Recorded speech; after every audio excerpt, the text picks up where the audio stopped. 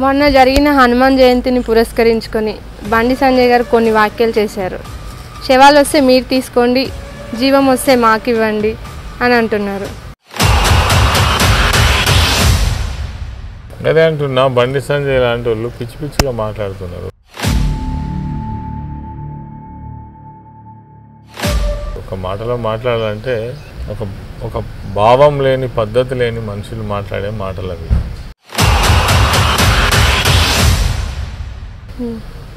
ఈరోజు మా వేములవాడ గురించి మాట్లాడారు, వేములవాడ దేవస్థానం గురించి మాట్లాడారు. అందులో కూడా మసీద్ ఉన్నదని మాట్లాడారు. ఉద్యమం దిశగా కేసీఆర్ వెన్నంటే అడుగులు వేశారు. 2001 అంటే ఆ టైంలో చూసుకుంటే ఉద్యమ ప్రభావం చాలా తక్కువే ఉంది. మీరు ఏ నమ్మకంతో కేసీఆర్ వైపు అడుగులు వేశారు ఆ టైంలో?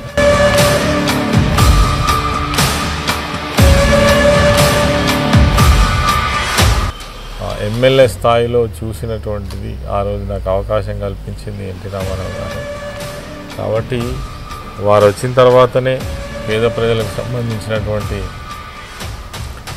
₹2 కిలో బియ్యం కావచ్చు, అదేవిధంగా సొంత ఇంటి నిర్మాణం కావచ్చు, ఆ రోజే ప్రారంభమైంది. పేదవాళ్ళకు బట్టల పంపిణీ కావచ్చు, ఇవన్నీ కూడా కొన్ని సంచలనమైన నిర్ణయాలు తీసుకొని ప్రజల్లో ఆయన చెరగని ముద్ర వేసినటువంటి మహానాయకులు ఎన్టీ రామారావు గారు.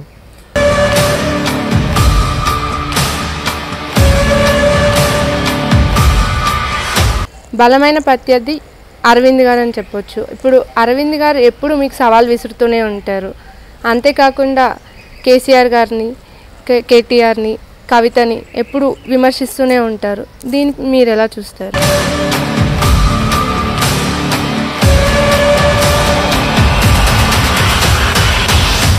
అంటే ధర్మపురి అరవింద్ ఎంపీ ఎవరైతే ఉన్నారో వాళ్ళు కొత్తగా రాజకీయాలకు వచ్చారు.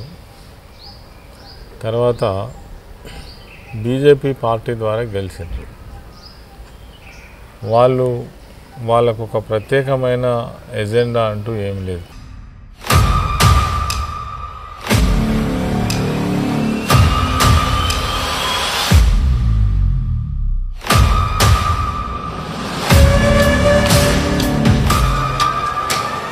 ఎప్పుడైనా ఎవరైనా ఏం కోరుకుంటారంటే దేశం యొక్క ఆర్థిక వృద్ధి రేటును కోరుకుంటారు, పారిశ్రామికీకరణ కోరుకుంటారు, ఐటీ రంగాన్ని విస్తరించాలని కోరుకుంటారు, ఎడ్యుకేషన్ బాగుండాలి, మాకు ఉచితంగా పేద ప్రజలందరికీ ఉచితంగా విద్య అందించాలని కోరుకుంటారు.